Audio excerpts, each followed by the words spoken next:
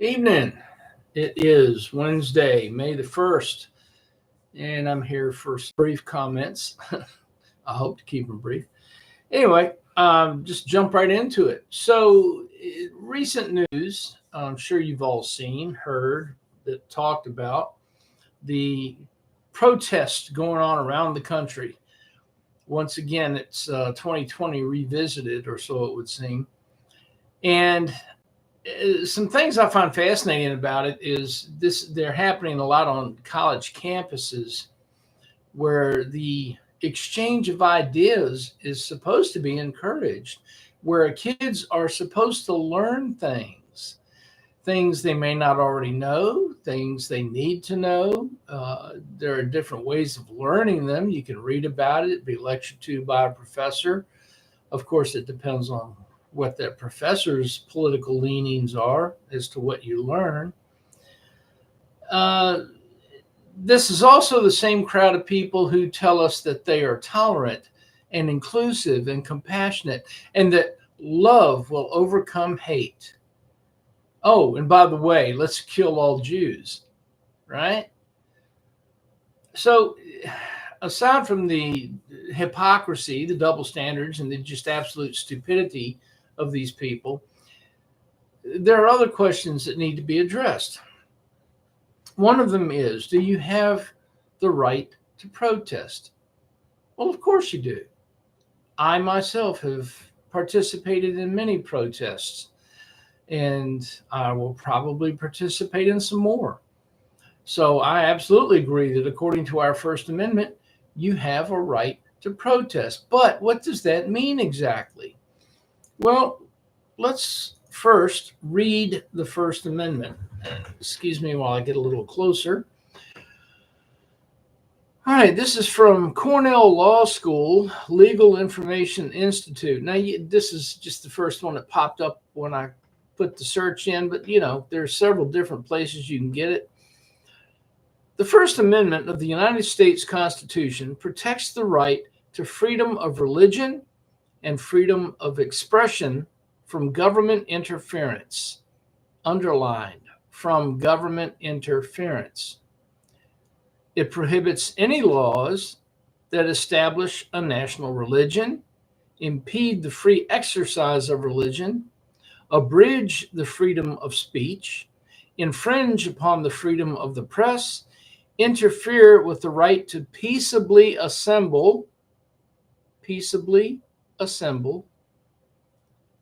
or prohibit citizens from petitioning for a governmental redress of grievances. Now, going back to the beginning of this, remember it said it prohibits any laws, that prevent you from doing those things. Well, we know that doesn't seem to matter to our government because they're all too anxious to create laws that do just that. But anyway, back to the Constitution and the Bill of Rights. So it says peaceably assemble. All right. Well, maybe there's some confusion on the part of some people. What does peaceably mean?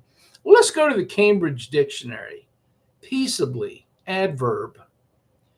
Without violence or war, or in a peaceful way. Example, we want the two states to exist peaceably side by side. Another example, they are peaceably exercising their right of free speech. Okay, so what does that mean? Well, I know what it means to me. Maybe some of you will disagree. Maybe some of you will agree. I don't know. But by all means, let me hear it in the comments section. Peaceably, you have the right to be heard. You have the right to stand on a street corner and wave a sign.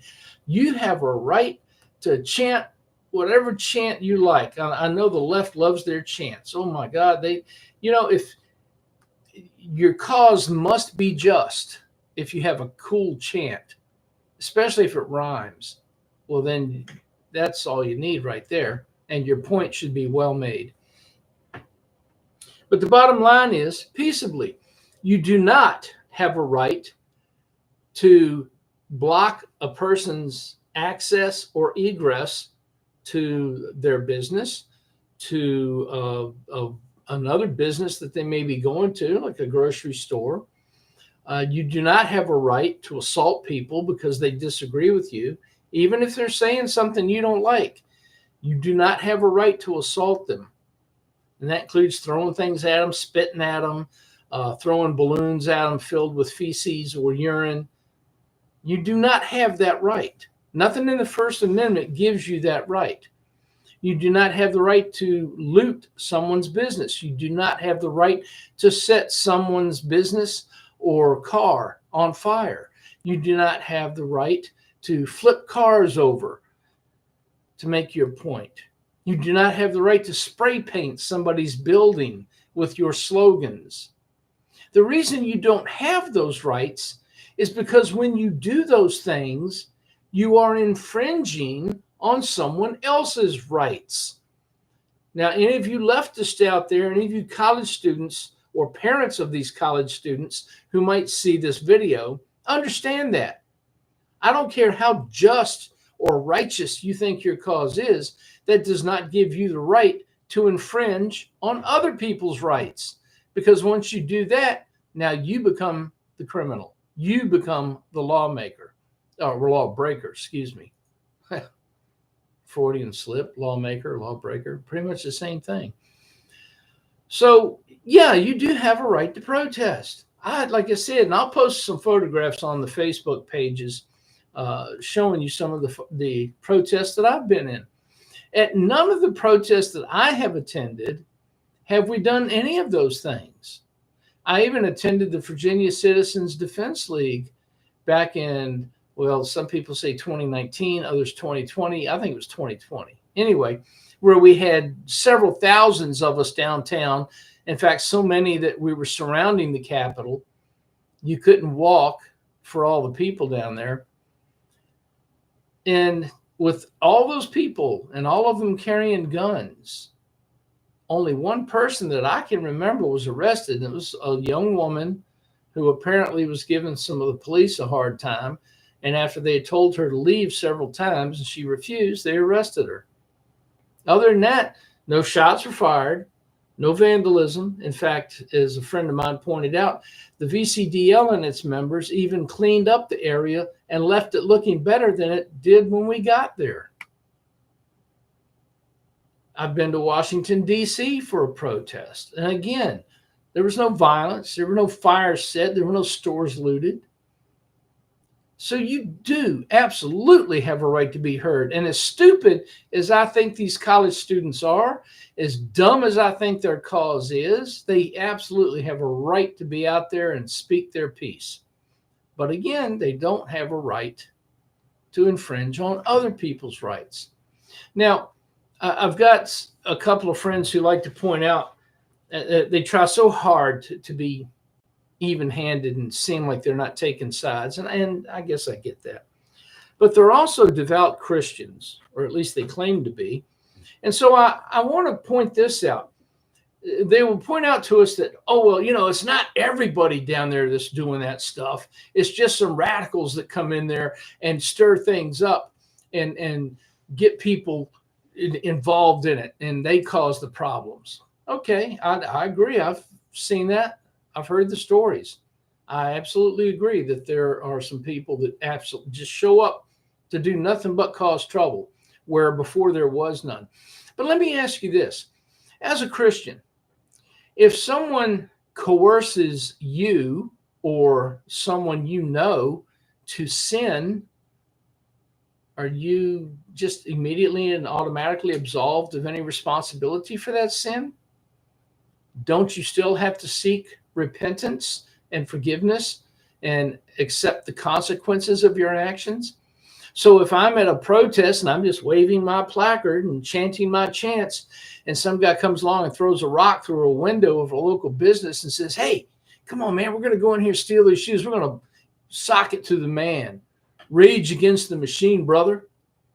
Right? And you say, well, sure, hell, if everybody else is going to do it, I'm going in too. Well, once you do that, you are part of the problem. You're no longer part of the peaceful protest. I don't care what your reason for doing it was. If you think you're right, your cause was righteous, if you just were that angry, or because some other clown decided, hey, we're going to do this. You want to join us? You're still wrong. And that doesn't make it any better. So the bottom line is, when I hear all these excuses made for these riots, it's a very fine line, I grant you, and I may cross it sometimes, try as I might not to. But when the police move in on a protest, and those people are in fact peacefully protesting, and the police start beating people with nightsticks or shooting tear gas at them, then I think the police are wrong. Now, if the people are throwing things at the police, if the people are breaking windows in local businesses, if they're setting fires, etc., as I've already mentioned, then absolutely the police have a right and a duty to move in and do something about it. Occupying buildings? No, that's not what you're in school for. And if I'm going to pay for your tuition, Mr. and Miss College student, then you're going to act right. I have a say in it because you're using my money to pay your tuition. So I've got a right to speak up. I don't mind calling out the police when they're wrong, or the government when it's wrong. Hell, any of you who know me know that. But if you're the protesters and you're wrong, I'm going to call you out on that too. Two wrongs don't make a right.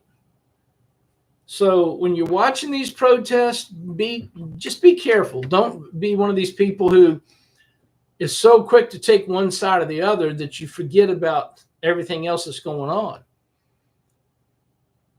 The police have a job to do. I'll grant you that.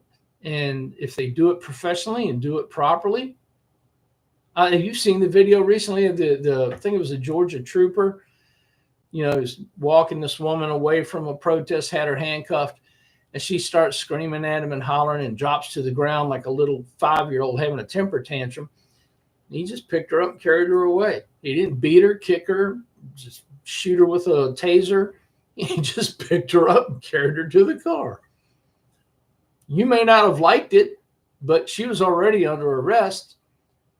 And rather than use a more violent method of getting her to the car, he just picked her up.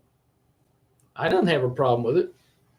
Now, I didn't see what happened prior to that and what that she was doing that caused him to arrest her in the first place.